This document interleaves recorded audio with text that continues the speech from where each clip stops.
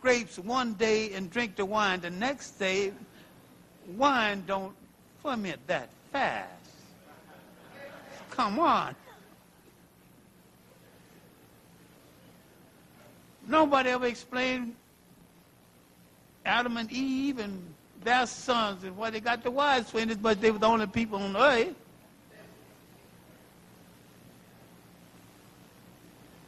The flood was supposed to destroy the whole world, didn't touch Asia. If you read James Frazier's 3-volume work called Folklore of the Old Testament, one whole volume is devoted to flood stories. All people in the world had that different version of flood story. You know one version of it. The one the Jews preserved for you, that's the one you know about. But you don't know about these other flood stories, these other Noahs. Because you don't read that much. So when people palmed this story on you, you thought it was a new story. John Jackson said that if Christ had risen 2,000 years before, he could have read his own autobiography. Because they picked him up and placed him inside of an already existing story. When St. Augustine heard about the conference at Nicaea, he said, these people are giving us a religion we had 3,000 years ago. They make me laugh. Now, what has this got to do with the New World Order?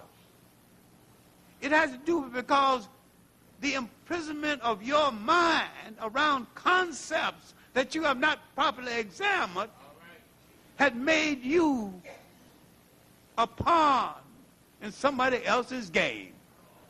Because you have not examined the game. And the game was to control you. It is a successful game because you have not examined the players and dismissed the game. Now, one day, a Roman emperor looked down in the amphitheater, looked down in the arena. He was enjoying himself seeing the Christians being killed and saw his uncle down there. He said, well, he's a fool anyway, let him go. Next Saturday, he looked down and he saw his wife and his son. He said, stop the show. What's this new religion? So the Romans began to investigate, find that the Romans stopped killing Christians and became Christians. And here's an item you need to pay attention to, because no matter what the European believes and what he joins, he intends to control. This is why you fail in the world. You fail to control your community. You fail to control your people. And sometimes you fail to control your family. And this is where it all begins. The control of the community, the control of the family. And no people rises from lower to higher position without exercising some form of discipline. You said, mind your own business. You quite forget, in a collective society that produced us, you are our own business. Everybody is our own business.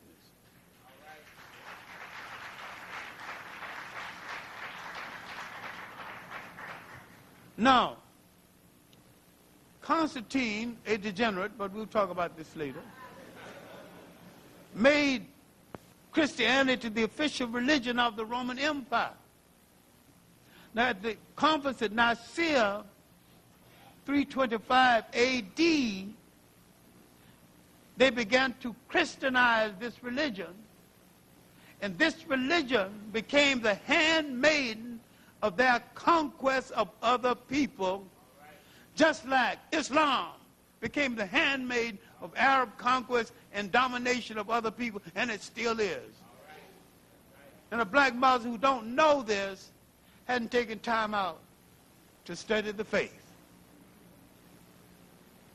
All right, now,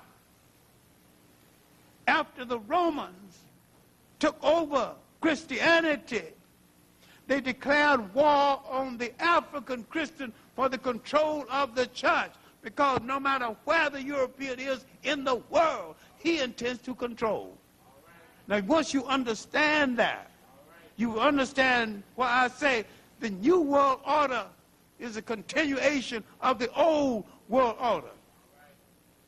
Now, the Romans had disgraced themselves in the ruling of Christianity to a point where Camel Boy began to grumble. He asked for reform. Failing to get reform, he asked for a new religion. The new religion was Islam.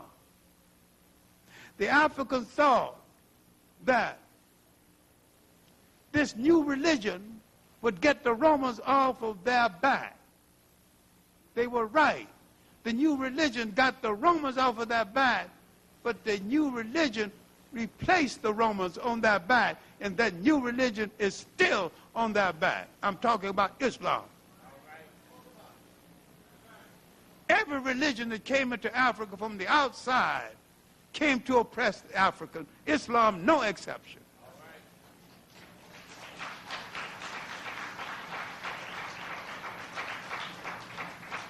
I wish you understood me on this point. It is to the everlasting credit of African people. We gave the world no religion. We gave the world something higher than religion. We gave the world spirituality, out of which came religion.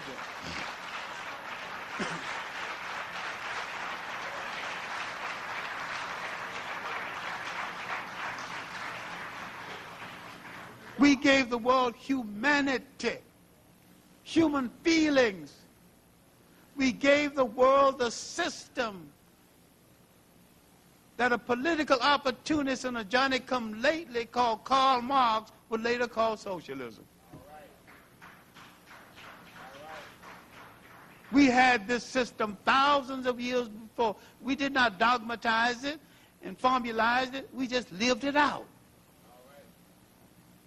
We lived in collective societies where the wealth was distributed according to the need.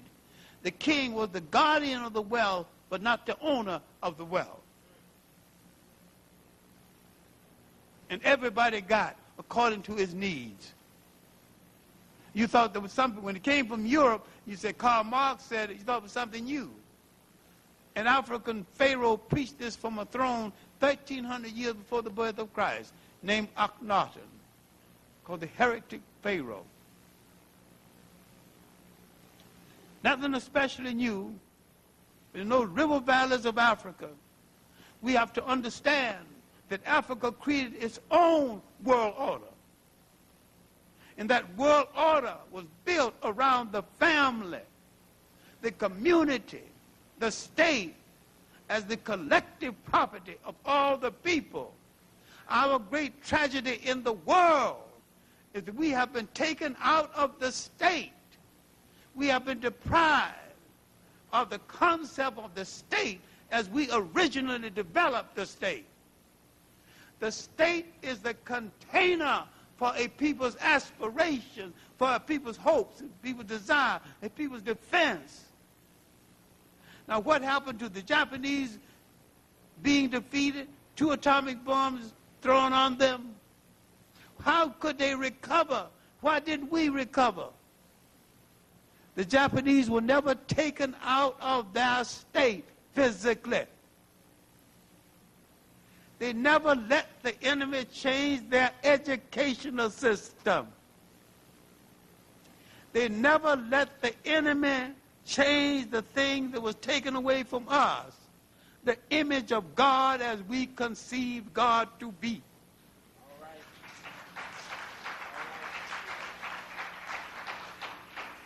None of us today dare speak of God in a language of our own creation. And we dare to imagine God as looking like any one of us.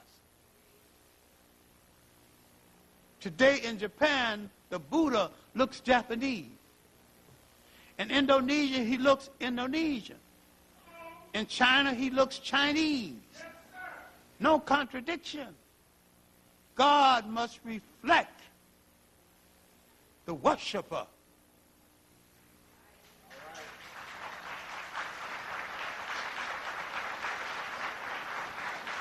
And what do you worship as God? Michelangelo's picture painted 1,500 years after Christ was dead.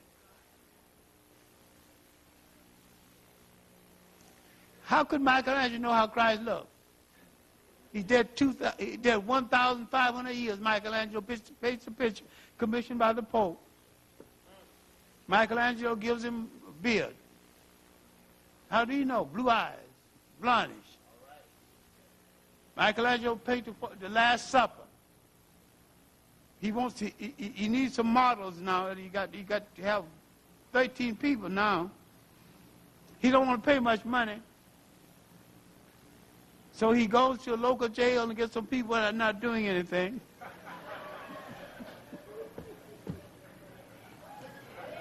A lot of the, that's a bunch of jailbirds. You say, here's the Last Supper.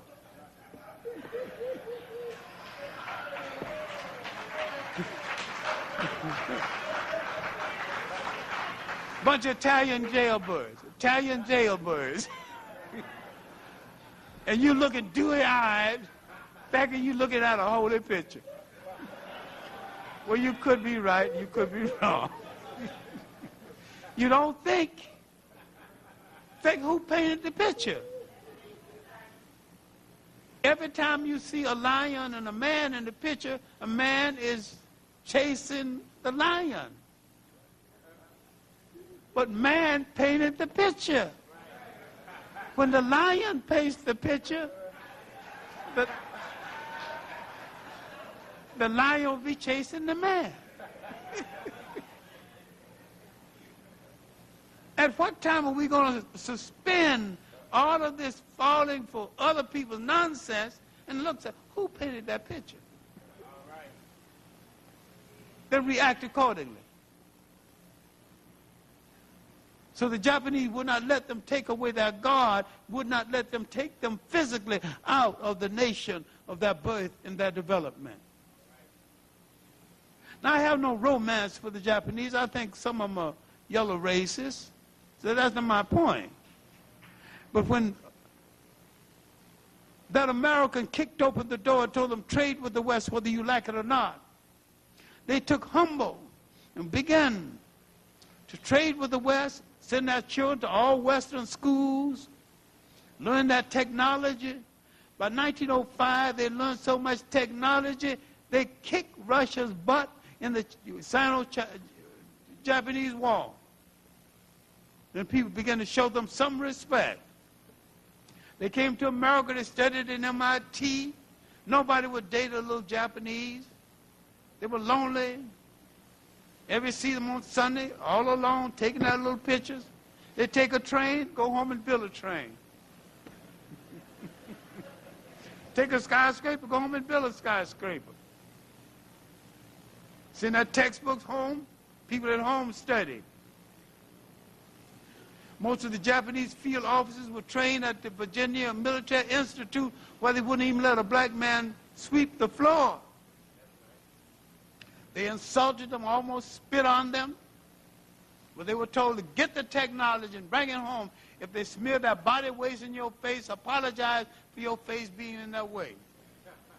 And if they bumped into you, they stepped back home and said, society.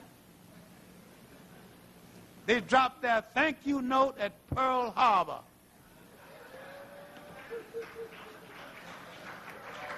No demonstrations, no leaflets, no fists in the air, no MFs. Just went home and did what they had to do. You can't keep quiet long enough to bring off a nation. We need less ceremony and more substance. All right. Now, Islam and African military might pushed the Romans out of North Africa. The Africans and the Arabs controlled Spain and the Mediterranean for almost 1,000 years. After the Crusades, the famines, and the plagues, Europe began to reassert itself. During the so-called Dark Age, the Europeans fed